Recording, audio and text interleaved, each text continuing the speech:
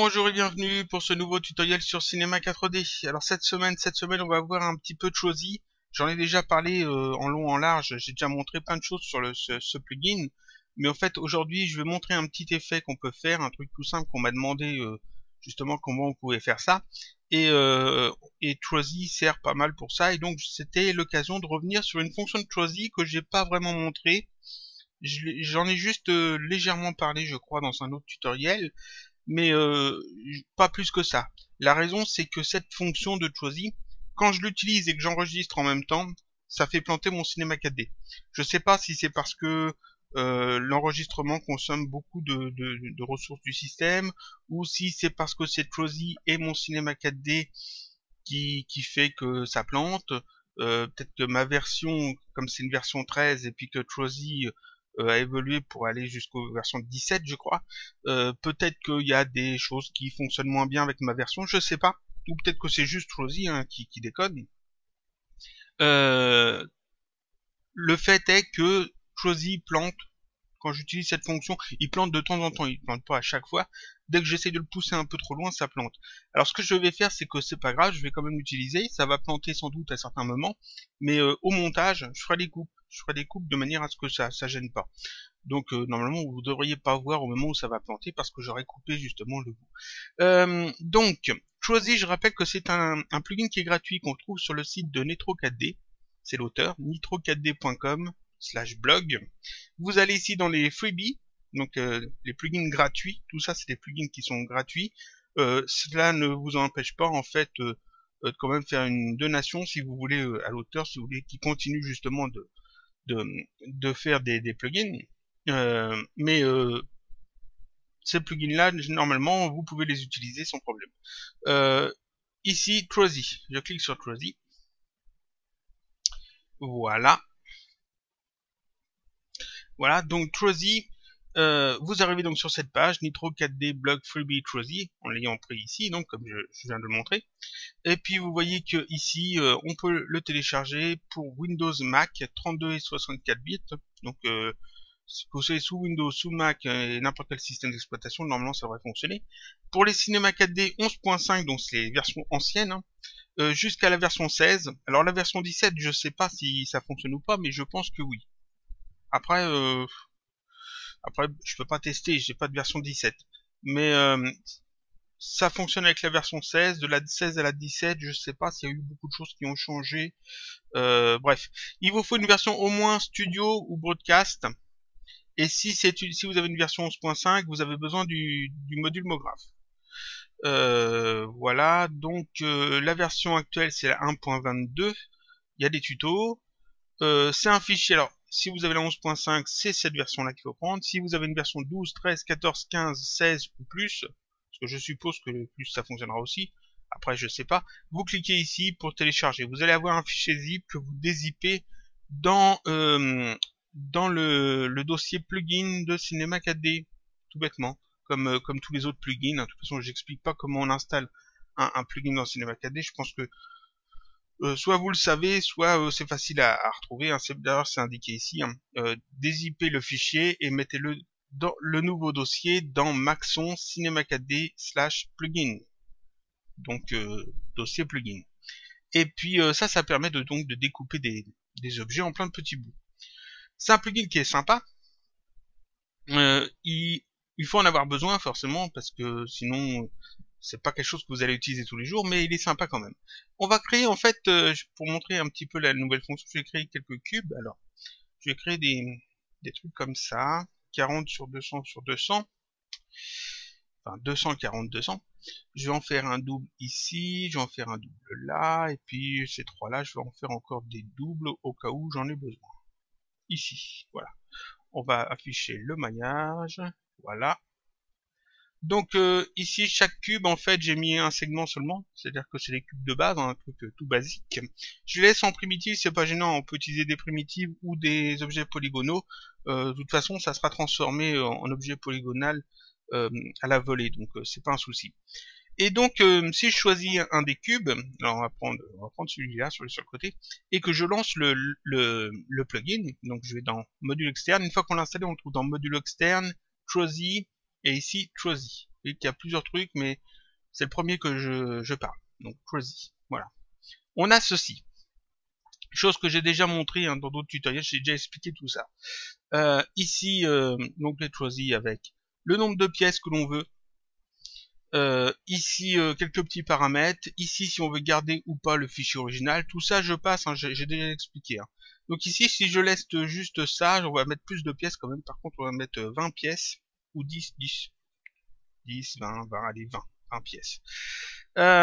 Plus je mets de pièces, plus il y a de chances que ça plante. C'est pour ça que j'hésite. Ce que je vais faire, je sauvegarde comme ça, c'est parfait.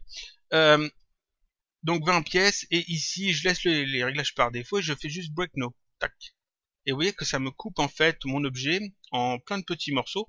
Mon cube ici s'est transformé en cube 1 Trozy, c'est un objet fracture, et dans l'objet fracture on a toutes les pièces, tous les petits morceaux qui ont été créés. Alors dans la version 1.22, Trozy met tout dans un fracture et désactive le fracture ici. Alors que avant il l'activait. Maintenant il le désactive. Ensuite il ajoute ici le tag de dynamique de corps, tag corps rigide, si je ne me trompe pas. Et donc les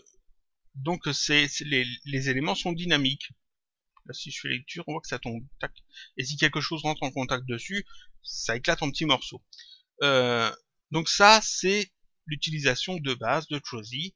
J'ai expliqué dans un autre tutoriel que le mode random ici, qu'on utilise par défaut, fait des petits carrés comme ça, qui sont pas jolis, des petites pièces comme ça qui sont pas jolies. Si j'en sélectionne une, je désactive bien ici. J'en sélectionne une, je la fais sortir du lot. On voit que ça ressemble pas vraiment à un caillou. Disons que c'est des angles assez franches, c'est très triangulaire dans l'idée. Et ça, c'est pas très joli. Ça fait pas réaliste. Si on veut casser un mur en petits morceaux en briques, si on le casse un mur en béton en plein de boue, on n'obtient pas des bouts de cette forme-là. Ça va pas. Ça va plus coller pour quelque chose qui serait en verre, par exemple, ou en cristal et qui se casse en morceaux. Et puis encore, je suis pas sûr. Donc j'avais expliqué que ici il y avait un autre mode, le mode Voronoi, qui est en bêta. C'est lui qui plante le plus. Donc c'est pas grave, il plante, mais si on sauvegarde la scène, il n'y a pas de problème. Je vais sélectionner un autre cube, celui-là, et je vais passer ici en mode Voronoi. Et je laisse aussi 20, et là je fais break no. Et là en fait on a des morceaux qui ressemblent un peu plus à des rochers, à des morceaux de béton cassés. Vous voyez que ici c'est pas du tout les mêmes formes.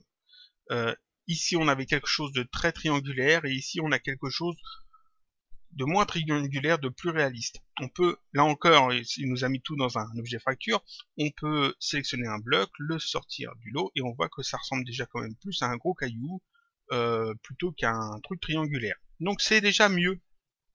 C'est déjà mieux. Ça, je l'avais expliqué. Le mode Voronoi, c'est super.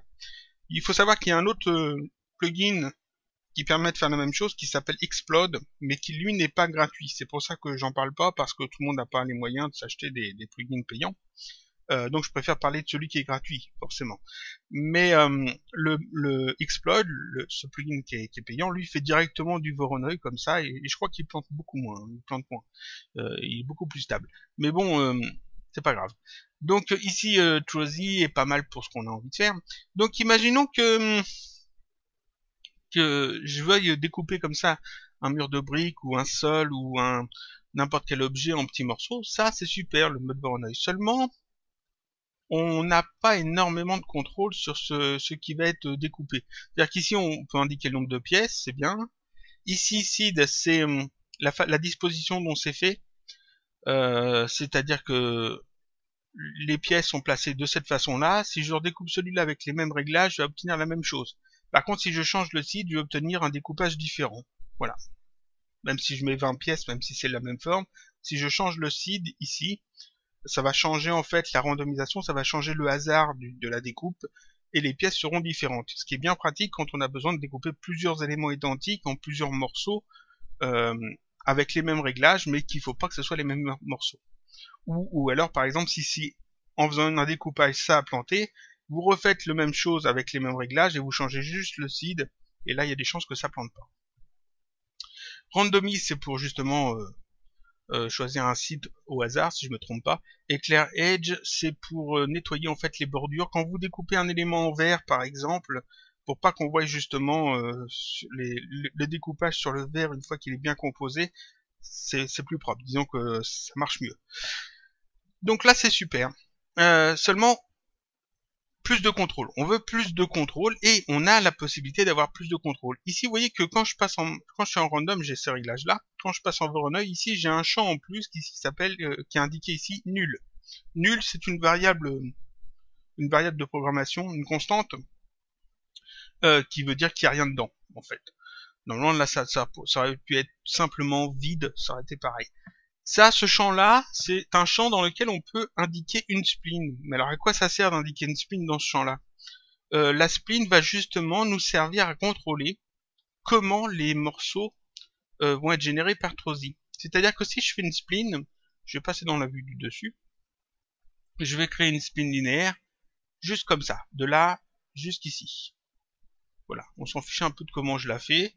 On va mettre comme assez droite, pas trop droite, pas besoin de la faire très droite.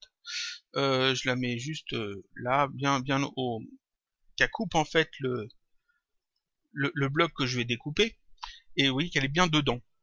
Et cette spline, je peux l'indiquer ici. C'est-à-dire que là où c'est marqué nul, ici, à la place de ça, je peux mettre ma spline.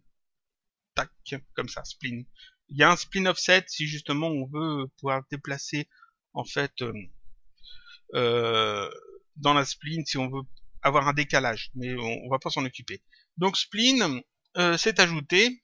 Je sélectionne en fait ici mon bloc.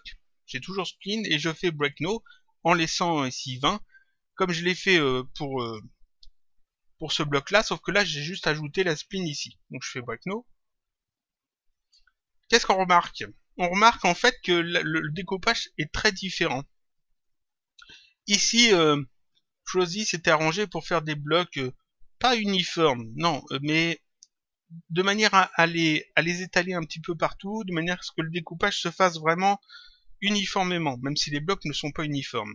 Et ici, qu'est-ce qu'on a? Ici, on a en fait le principal de la cassure qui se situe au milieu du bloc, là où passe la spline. C'est-à-dire que si je regarde la vidéo, on voit que là où j'ai indiqué la spline, c'est là où sont concentrés le plus de découpes. En fait, en indiquant une spline ici dans ce paramètre là, on indique à Trosi où est-ce qu'il doit forcer les découpes. Donc ça peut être très pratique parce qu'en fait, avec une ou plusieurs splines que l'on regroupe en une seule, on peut forcer la forme de la découpe. Ici, j'ai pris qu'une seule spline et donc j'ai des blocs assez étirés, mais vous voyez qu'on peut toujours les sélectionner, les déplacer, et on voit que les découpes sont toujours à peu près au même endroit.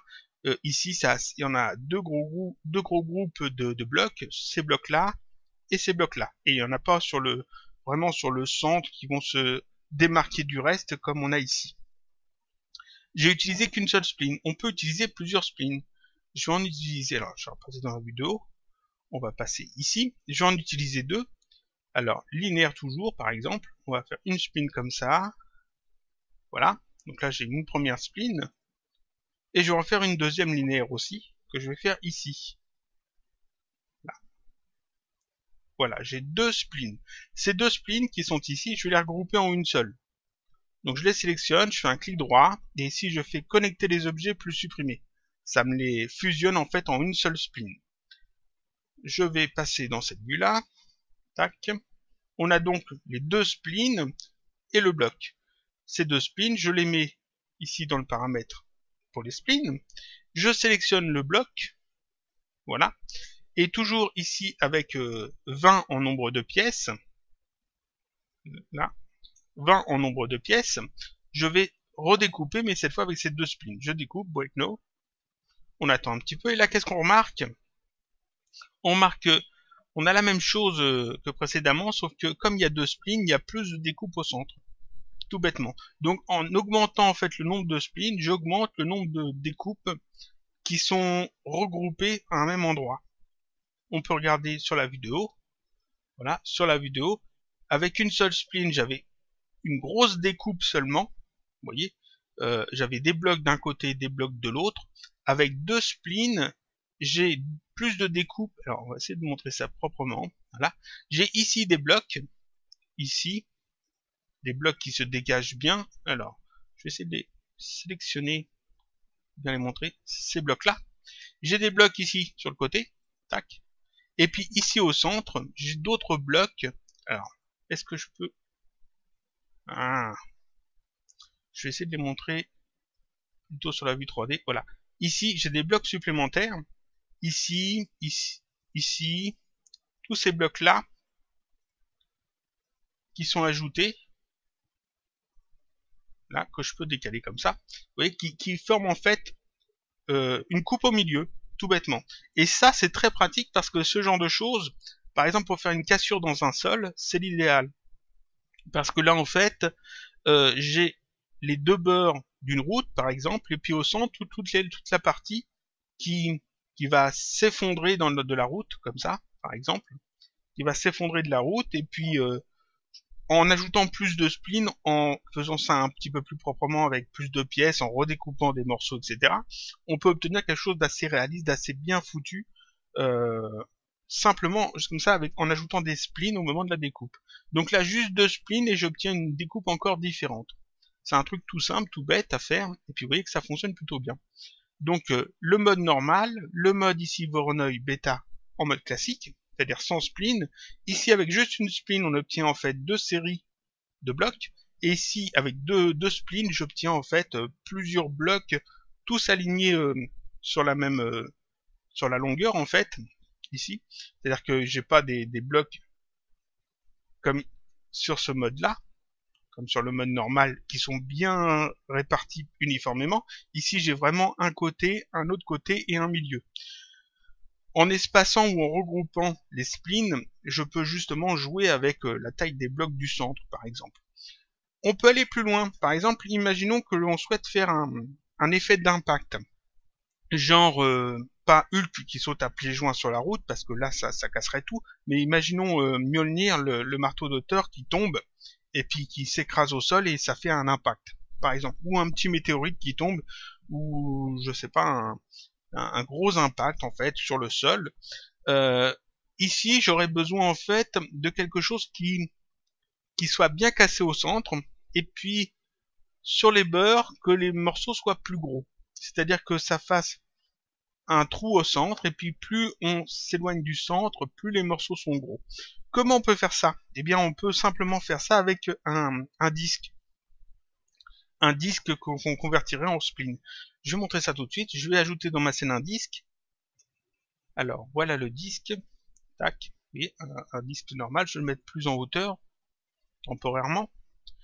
Voilà un disque. On va le mettre au-dessus du bloc. On va le faire plus grand. Voilà. Un peu plus grand. Pour être tranquille. Voilà, après je vais le mettre au centre du bloc, mais pour l'instant j'en ai besoin de le mettre au-dessus. Je vais pousser temporairement. Voilà. Ce disque ici, dans le segment du disque, je vais mettre un seulement.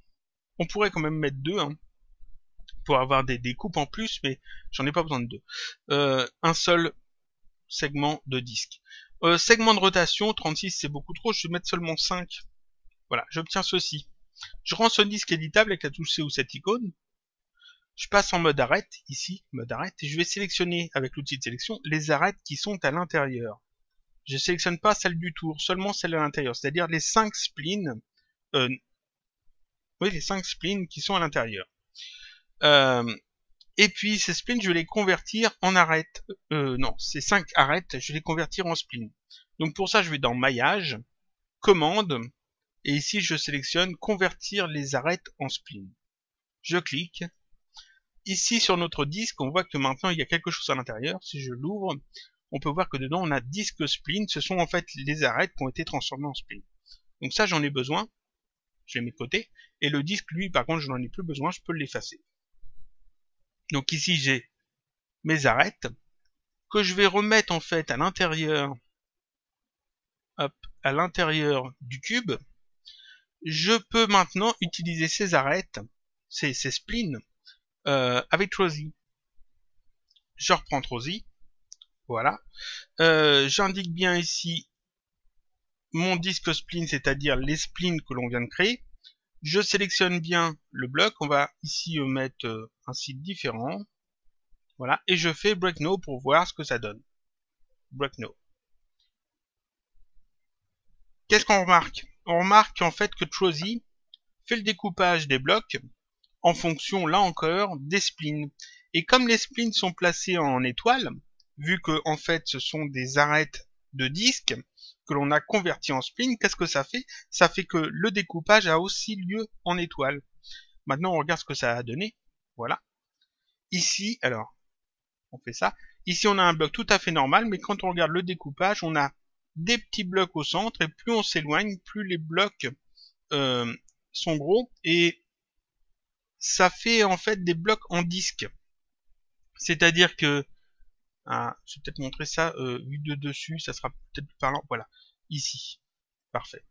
Ici, on avait des blocs très triangulaires. Ici, on a des blocs assez uniformément répartis. Ici, avec une spline, on a des blocs d'un côté et des blocs de l'autre. Avec deux splines, on a des blocs d'un côté, des blocs de l'autre, des blocs au milieu. Et ici, avec une spline en étoile, on voit clairement en fait que ça fait des ronds, ça fait des disques, ça fait des cercles autour d'un point central qui est ici, qui est assez dense. Et plus on s'éloigne, plus les blocs sont gros. Donc on a vraiment quelque chose qui ressemble à un impact.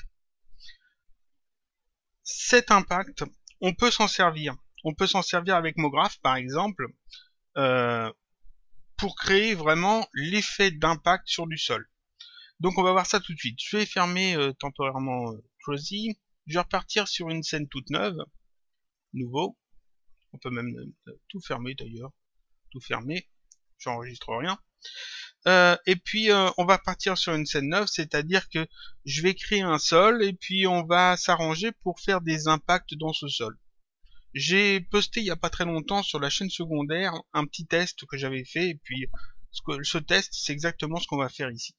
Donc pour faire le sol, d'abord je vais pas utiliser un sol ici parce que ça c'est un sol infini qui est obligatoirement une primitive. C'est-à-dire qu'on ne peut pas le modifier. On ne peut pas faire de trous à l'intérieur. Ça peut être utile pour faire un fond de scène, mais on peut pas le modifier, donc c'est pas très utile ici.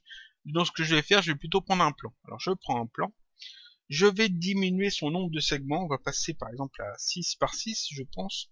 Ça donne quoi 6 par 6? 6 par 6, c'est pas trop mal.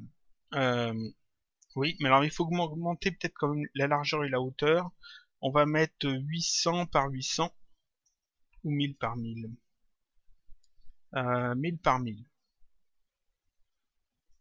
1000 par 1000. J'aime bien que c'est quand même assez grand. Voilà, parfait. Donc ici, j'ai un sol, un plan qui est quadrillé, 6 segments par 6 segments, 1000 par 1000, c'est parfait. Je le rends éditable avec la touche C ou cette icône. Tac. Ça peut être par exemple une route, ça pourrait être une autre forme qu'un plan. Ici, j'ai pris un plan parce que c'est plus pratique pour l'exemple. Je vais maintenant passer ici en mode polygone et sélectionner là où les segments où je souhaite faire mes impacts. Alors, je vais en faire un ici, on va en faire un ici, et puis c'est tout. 2 impacts, ça devrait suffire. Donc je sélectionne en fait les 2 polygones où je vais faire mes impacts. Je vais faire un clic droit, et ici je vais faire scission. Alors scission, ça sort de la capture. Ce que je vais faire, c'est faire un truc comme ça. Montrer, c'est juste ici, scission. Je clique dessus, tac. Je peux fermer ça. Ça m'a créé en fait ici, alors non, peut-être une petite erreur ici. J'aurais pas dû faire ça comme ça. Je reviens en arrière, tac. Vaut mieux le faire un par un. Voilà. Donc le plan, je sélectionne un polygone, je fais un clic droit et je fais scission. Ou alors d'ailleurs, je vais directement dans maillage ici. Et puis normalement, c'est dans là, c'est dans commande scission ici. Toujours raccourci UP. Donc je clique et ici voilà, ça me crée en fait un deuxième élément plan. J'ai le plan que j'ai découpé, que je viens de découper, et le plan que j'avais créé à la base. Sur le plan que j'ai créé à la base, je peux faire supprime pour supprimer cet espace. Supprime. Donc j'ai le plan et l'élément que je viens de découper. Je reprends le plan, je vais sélectionner un deuxième polygone, je refais scission, maillage, commande, scission, ça me recrée encore un autre plan, donc, qui est ici. J'ai toujours mon plan originel. Le plan originel, je fais supprime pour supprimer le polygone qui est sélectionné.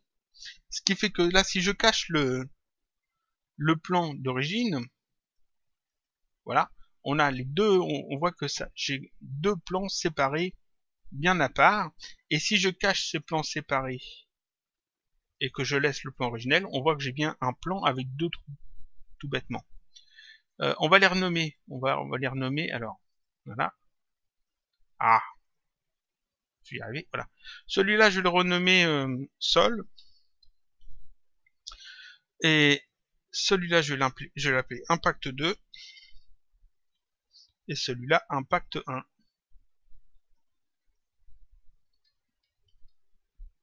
Mais là, ce ne sont que des plans. Je vais les remettre dans l'ordre. Là, ce sont que des plans. On va afficher bon, le maillage. Les plans, ça va pas m'être utile seulement. Il faut que je travaille avec des volumes. Alors, ce que je vais faire, d'abord, je vais cacher les deux impacts. Je reprends le sol, je prends ici le mode arête et je vais extruder les arêtes autour des trous afin de cacher en fait le fait que ce soit un plan.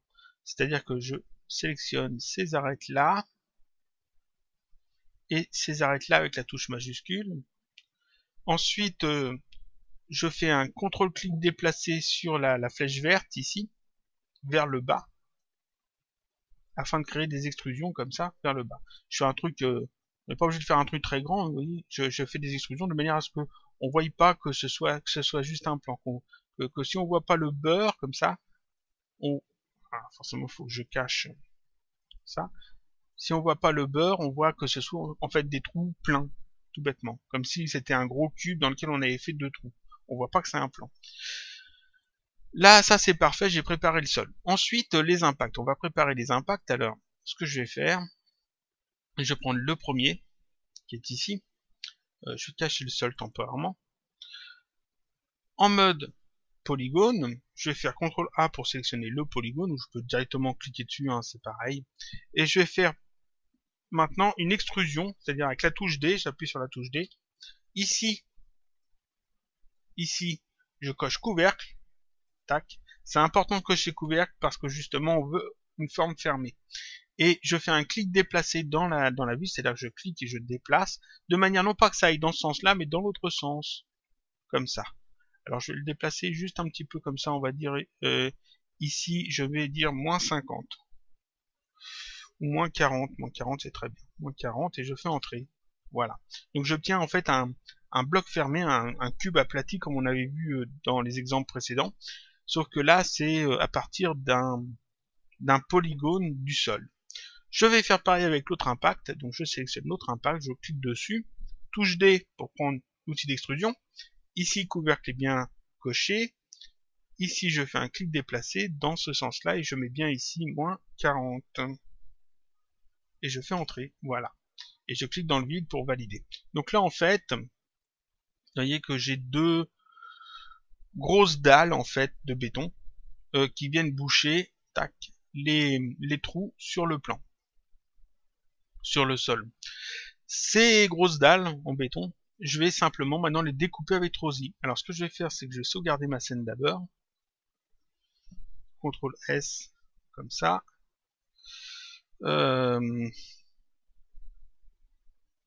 Voilà. C'est fait, normalement c'est fait. J'ai sauvegardé ma scène. Je vais maintenant créer en fait le disque qui va me permettre de découper en fait en étoiles ce bloc là. Donc on va créer un disque. Alors disque, voilà. On va venir le positionner au bon endroit. Alors je vais cacher le sol, histoire de voir ce que je fais. Voilà. Je le positionne ici. Voilà. On va s'en mettre comme ça. Là encore, on va mettre un segment, ça suffit. Ici, je vais en mettre 5. C'est parfait. Je vais agrandir un peu ce disque. Alors, là, on va l'agrandir un petit peu. Parfait. Je le rends éditable. En mode arête, je vais sélectionner les arêtes à l'intérieur, que je vais transformer en spline avec maillage, commande, convertir les arêtes en spline. J'obtiens ici donc des splines pour découper en fait mon bloc. Je retire le disque, j'en ai plus besoin. Ces splines, je vais les placer à l'intérieur du bloc pour être bien sûr qu'ils sont bien dedans. Je crois que c'est pas nécessaire de les mettre à l'intérieur du bloc. Je l'ai toujours fait, mais je crois que il suffit juste que ça soit sur le plan en fait, au-dessus, superposé sur le bloc. Mais je suis pas certain que ça soit obligatoirement à l'intérieur. Donc voilà, je reprends Trozy, alors je vais rechercher Trozy. Je m'en remets ici en mode Voronoi. Ici, j'indique bien ma disque spline, c'est-à-dire les splines en étoile. Ici, le nombre de blocs, alors on va mettre 20. Je vais sauvegarder ma scène au cas où ça plante. Je sélectionne le bloc.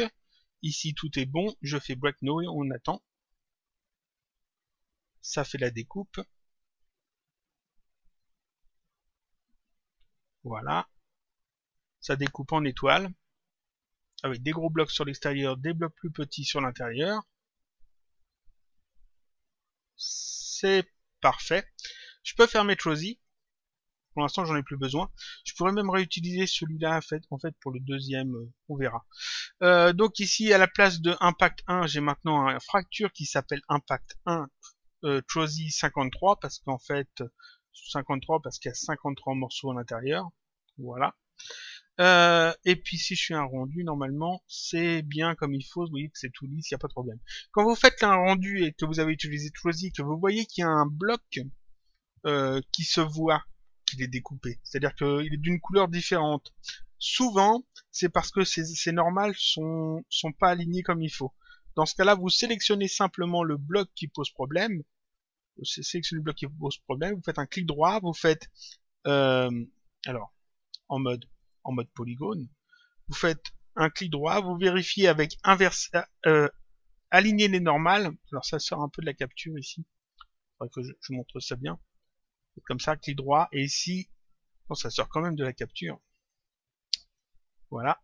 Ici, aligner les normales. Vous sélectionnez toutes les faces du bloc, et puis vous faites aligner les normales, et puis après vous regardez si les normales sont en bleu, enfin si les faces sont en bleu ou en orange, s'ils sont plus bleus ou plus orange, et vous faites inverser les normales si c'est du bleu, si c'est du orange, c'est bon. Et normalement, ça corrige en fait le problème des blocs de couleurs différentes. Mais ça, c'est quelque chose que j'avais déjà expliqué, il me semble. Donc là, en fait, voilà. Si je prends un bloc et je le déplace, on voit que ça fait bien des gros morceaux. Et c'est bien en étoile, c'est-à-dire que on voit qu'ici, ça tourne quand même. Voilà, c'est pas uniforme comme un découpage classique de Trozy, c'est vraiment un découpage qui fait impact. Et donc, je peux remettre le sol, peut-être, ou non, on va faire le deuxième. Je vais me mettre ici. Je reprends ici mon disque spline, je vais aller le déplacer. Alors, il faut quand même que je le déplace avant, peut-être. Voilà. On va venir le déplacer ici. Je vérifie que j'ai bien mis dessus. Voilà. Oui, c'est bien. Je vais zoomer un peu dessus. Je rouvre de nouveau Trozy parce que finalement je l'ai fermé pour rien. Voilà. Ah, voilà.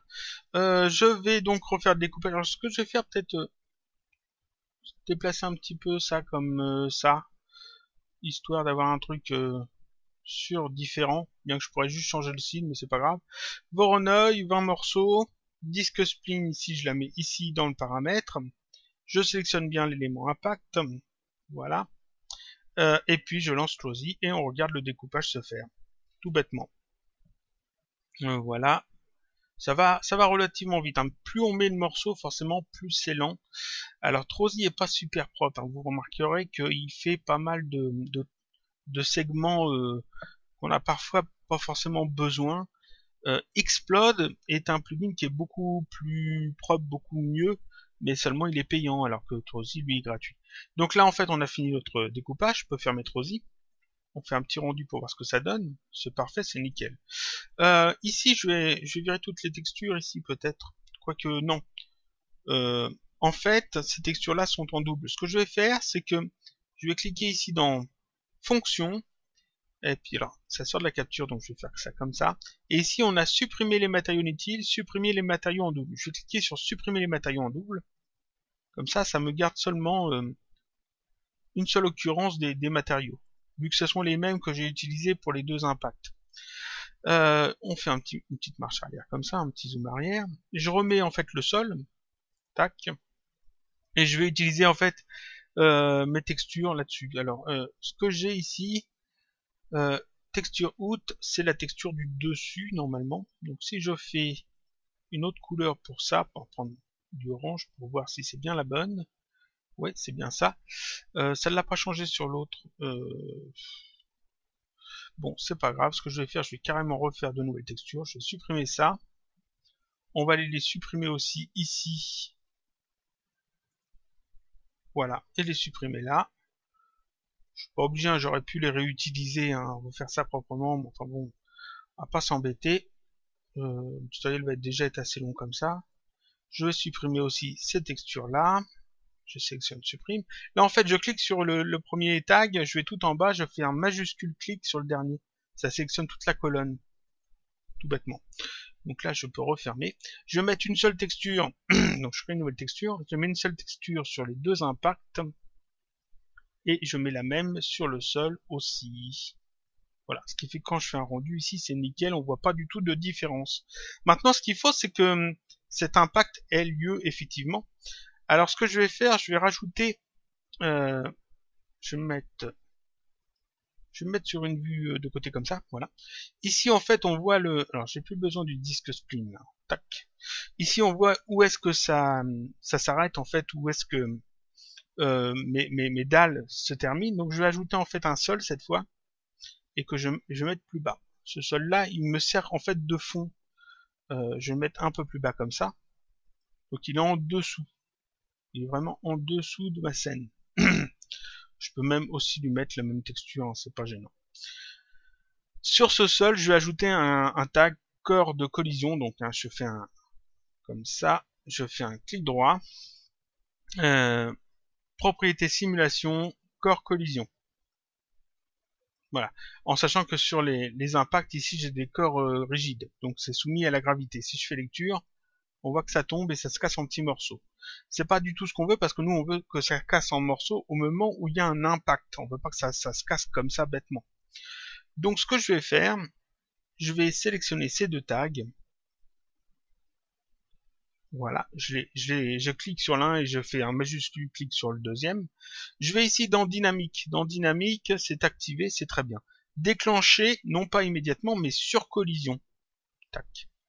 Donc ici, tant qu'il n'y a pas de collision, ça ne se déclenche pas. Quand je fais lecture, vous voyez que ça reste bien fermé. Je fais le rendu, ça n'a pas bougé du tout. C'est parfait. Quand quelque chose va rentrer quelque chose de rigide va rentrer en collision avec ces morceaux, ils vont se casser. Seulement là c'est très carré sur le contour, et moi je veux pas que ça se casse comme ça, je veux que ça se casse comme un impact. Donc en fait je vais prendre certains des blocs que je ne veux pas qu'ils soient cassés, et je vais les sortir des éléments fracture. Donc on va faire celui-là en premier. Donc je vais simplement ici ouvrir la hiérarchie de mon élément fracture. Il est bien ici désactivé, hein. J'ai bien ici la petite coche rouge. Je vais maintenant en mode objet prendre l'outil de sélection et sélectionner les éléments que je ne veux pas en fait qu'ils soient soumis à la dynamique. Donc ceux qui sont sur les contours, celui-là, on va dire avec la touche majuscule j'en choisis d'autres, celui-là, celui-là, ces petits-là qui n'ont pas besoin de bouger, celui-là, celui-là, celui-là, celui-là, le grand ici je le laisse, celui-là aussi, mais non, on va prendre que cela. Et ces éléments-là, vous voyez, qui sont sélectionnés maintenant ici, je vais simplement les faire sortir de la hiérarchie, je les mets par exemple en dessous du sol. Tac. Vous voyez qu'ils sont à part. On va aussi les grouper dans un neutre avec alternate G, et ce neutre, je vais mettre dessus la même texture que le reste. Ensuite, ça je peux fermer, et je vais faire pareil pour le deuxième. Alors, le deuxième impact qui est là, je zoome un peu dessus, je le sélectionne, j'ouvre la hiérarchie. Alors je vais sélectionner ce bloc, ce bloc là, celui-là, les petits qui sont là, celui-là, c'est vraiment ceux du beurre en fait. Ah, pas tout sélectionner bêtement, voilà. Celui-là, c'est un petit peu arbitraire ce que je choisis, hein, mais c'est normal. On va prendre aussi peut-être celui-là.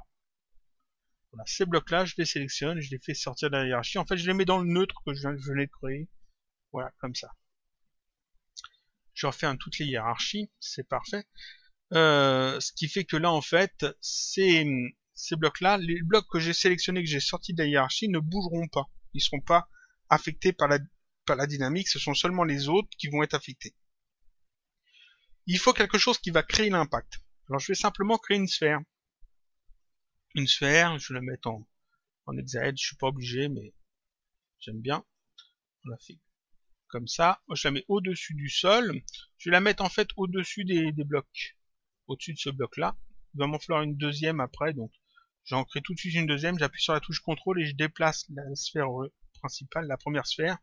Et quand je relâche, ça m'en fait un double. Voilà. Donc là, en fait, j'ai deux sphères dans ma scène.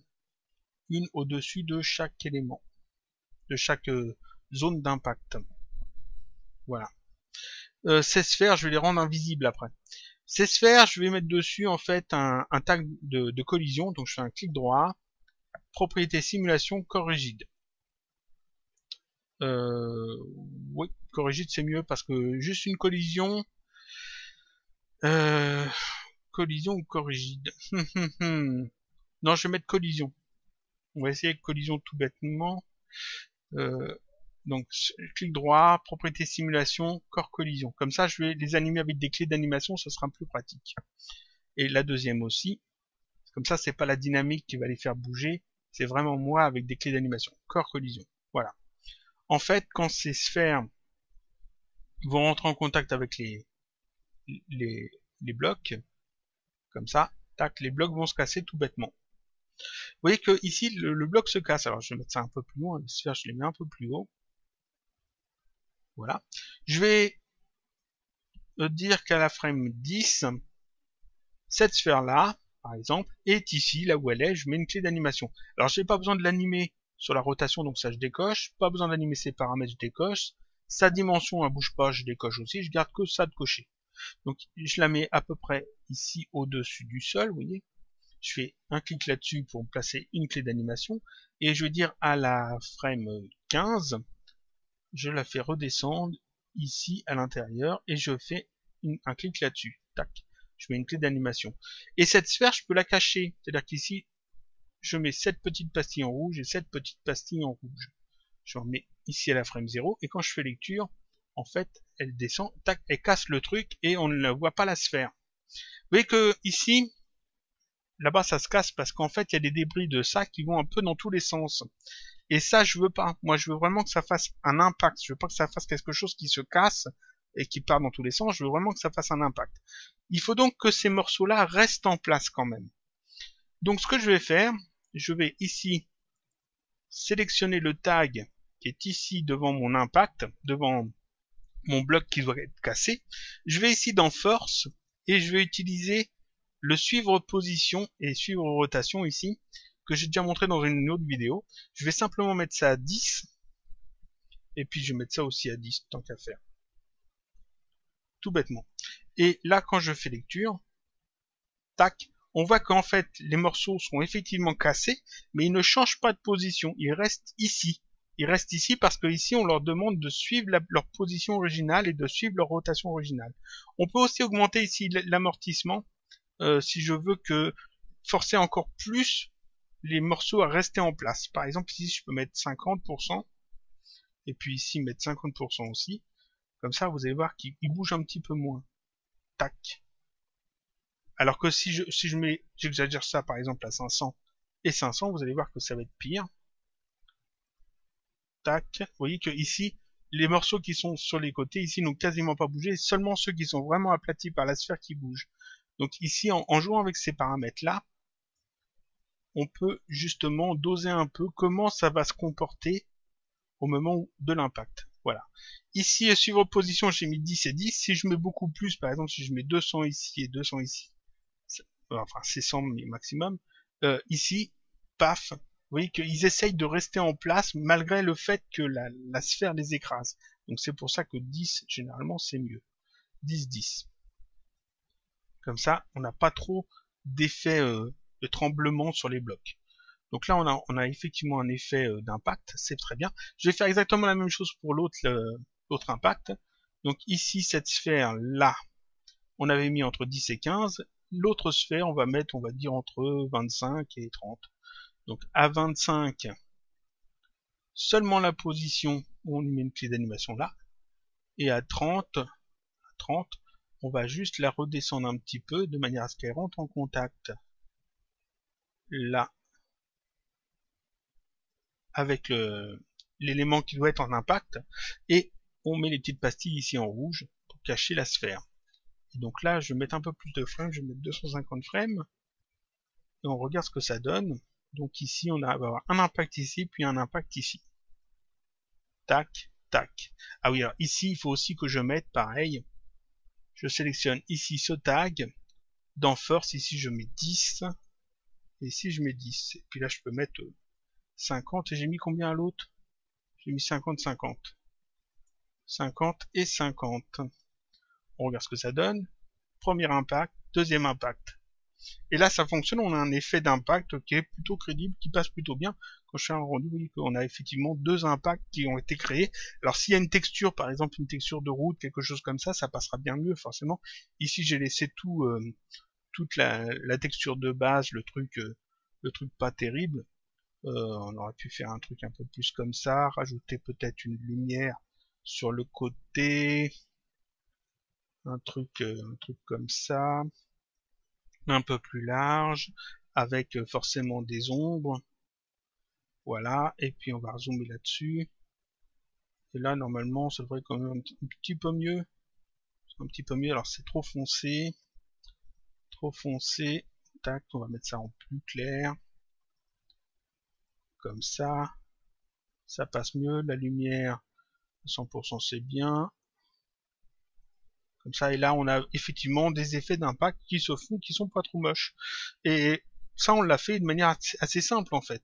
Et là, on l'a vu seulement avec un découpage en étoile avec les splines, mais on avait vu que, dans les exemples d'avant, qu'on pouvait faire des découpages avec une seule spline. Donc, on avait deux morceaux, en fait, bien séparés de blocs. On peut utiliser plusieurs splines, deux splines, par exemple, pour avoir des morceaux à droite, des morceaux à gauche, et des petits morceaux au milieu. En utilisant la même méthode, on peut faire une cassure sur toute une longueur de route, par exemple. On peut faire plusieurs effets d'impact. On peut faire des effets d'impact avec des formes différentes. Par exemple, si vous avez un vaisseau spatial qui se pose sur le sol ou quelque chose qui vraiment écrase le truc et qui a une forme assez particulière, peut-être hexagonale, etc., vous pouvez, avec votre spline, définir cette forme et l'impact, la forme de l'impact aura la forme de l'objet qui s'écrase, par exemple. Voilà. Donc ici on a vu comment on pouvait faire des impacts. Qu'est-ce qu'on a vu? On a vu Choisi, on a vu qu'on pouvait utiliser des splines pour définir en fait comment le découpage doit être fait. Alors je vous le dis, hein, ça plante assez souvent.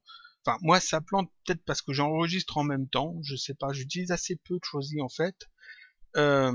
Mais j'ai remarqué que ça plantait quand même assez souvent. Généralement, quand ça plante et que vous voyez que vous avez fait que tout est bloqué, que votre travail est perdu, enfin que généralement, si CinemaCAD a vu que ça plantait, il vous met un message et vous dit qu'il a enregistré votre scène dans un dossier bug report dans vos préférences personnelles. C'est-à-dire que vous faites édition, préférence générale, vous cliquez là-dessus, ça vous votre dossier de préférence et dedans vous aurez un dossier bug report avec dedans les scènes où CinemaCAD a sauvegardé votre scène au moment où ça plantait. Si par contre ça plante et qu'il n'a pas pu enregistrer la scène, qu'il vous a pas mis le message, je vous conseille d'enregistrer avant d'utiliser Trollzy dans ce mode-là. Ensuite, quand vous réutilisez les mêmes réglages et que vous savez que ça a planté la fois précédente, bah vous changez simplement les réglages, vous changez le seed, vous changez la spline, vous changez peut-être le nombre de pièces et que vous réessayez. Il y a des chances que dans ce cas-là, ça ne plante plus. Souvent, c'est parce qu'il y a plusieurs choses qui rentrent en compte le nombre de pièces, l'acide, la spline utilisée, la forme utilisée. Si vous utilisez toujours la même chose et que ça plante, une fois, ça plantera à chaque fois. Donc en changeant par exemple juste l'acide, des fois vous réglez le problème et ça plantera pas. Ensuite voilà. Donc ensuite on a vu, j'ai remontré encore une fois sur position sur rotation, mais ça j'ai déjà fait un tutoriel exprès là-dessus, donc pas de problème. On a vu qu'on pouvait faire des effets d'impact assez facilement, et puis je pense avoir tout dit pour cette vidéo. Donc je vais m'arrêter là, et je vous dis à la semaine prochaine pour un autre tutoriel, toujours sur Cinema 4D.